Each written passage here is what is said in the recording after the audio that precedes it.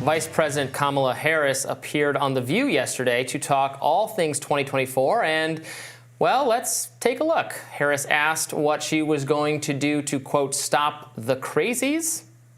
And what are you going to do to stop the crazies? I am scared as heck. Yeah. Which is why I'm traveling our country. You know, there's an old saying that there are only two ways to run for office, either without an opponent or scared. So on all of those points, yes, we should all be scared. The vice president also broke down what exactly this year's presidential election will mean for our democracy. We are in the month of January.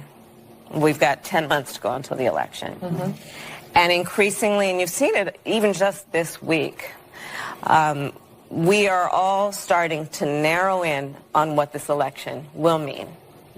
And frankly, in the midst of so many big issues challenging our world that, you know, are not binary, you know, it's not just one side or the other. On this one, there's a split screen that you can throw up and see. Yeah. And it's going to be the choice between what is about respecting our democracy, what is about competence versus chaos. Kamala Harris gave another warning about a possible Trump election win. A person running to become the commander-in-chief, who is admitting he would weaponize the Department of Justice. These issues in terms of how we are doing on a daily basis and how our democracy and our country is doing are inextricably linked. And here's one last clip from this action-packed View episode that we wanted to share with you for good measure. We have to earn the reelect. And we have to communicate what we have achieved. Yes. And that is going to be one of our big challenges. We've done a lot of good work. We need to let people know who brung it to them. All right. There was, let's take it from the top. She said yeah. so little with so much. What I've noticed is that she does a thing where she'll just like point around the room and name things and state truths. So Robby, we're drinking coffee in this room.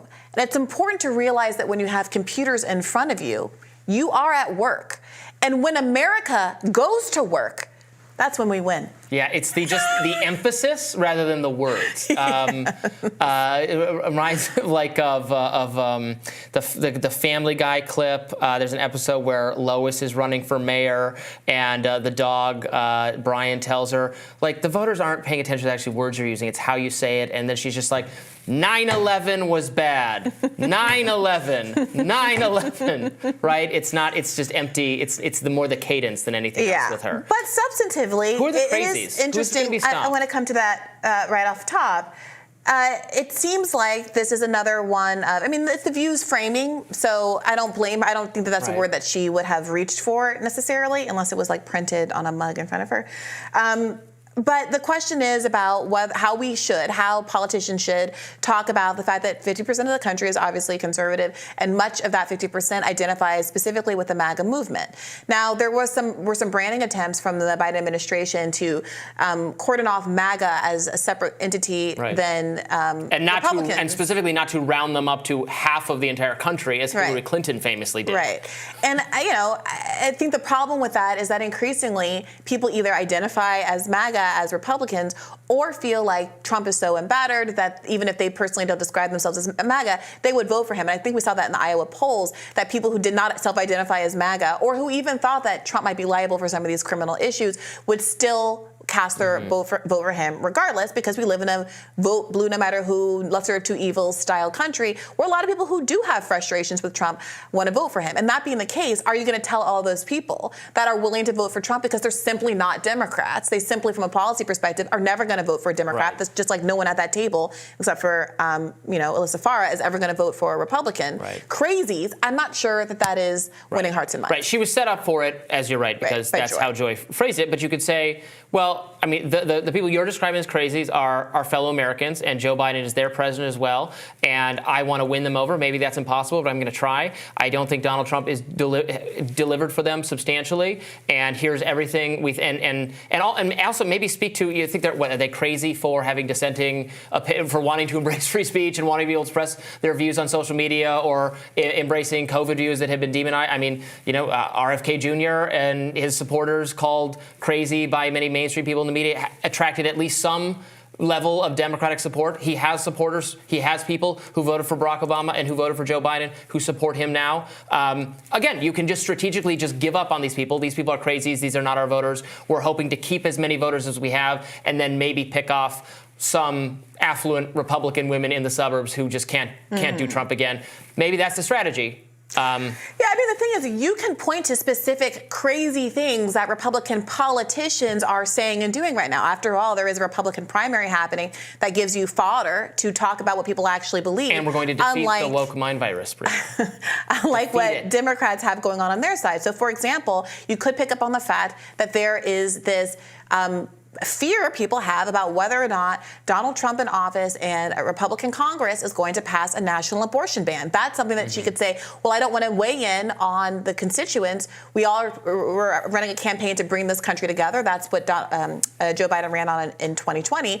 But I am willing to say that there are people in our government and who are running for office who are trying to split us apart by passing laws that hurt some of the most vulnerable among us. She could pick up on, let's say, some of Nikki Haley's recently condemned comments about what the cause of the Civil War was, or how America has never been a racist country. Nikki Haley, who was in office during the Charleston shooting, I believe, who had to take down the Confederate flag from the front of the State House in South Carolina, pick up on some of the easy wins that Republicans are handing up on you on a platter.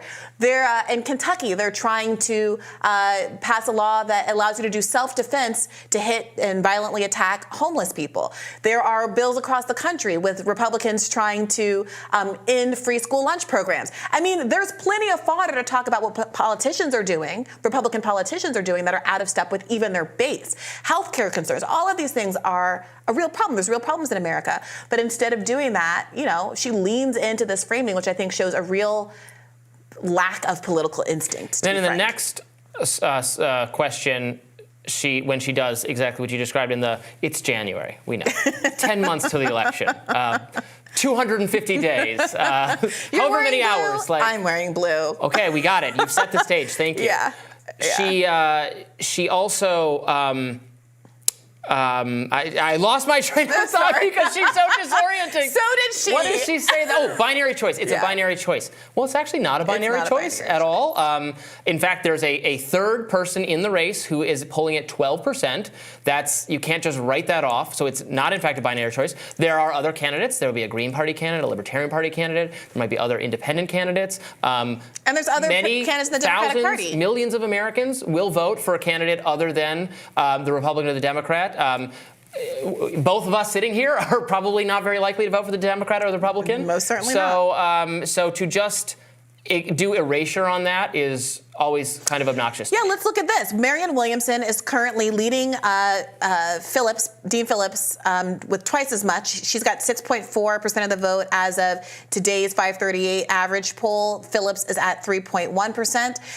And to go on TV, to not only shut down a primary, not only to change the debate, the primary schedule to advantage Joe Biden, putting a state where he performed very strongly first back in 2020, but then to go on TV and lie about the existence of a Democratic primary. If you're really confident in your position, let the truth be known. Let Biden actually compete for the votes that he feels so entitled to. But what's happening now is that you're going to have lied people into believing that they had no other options.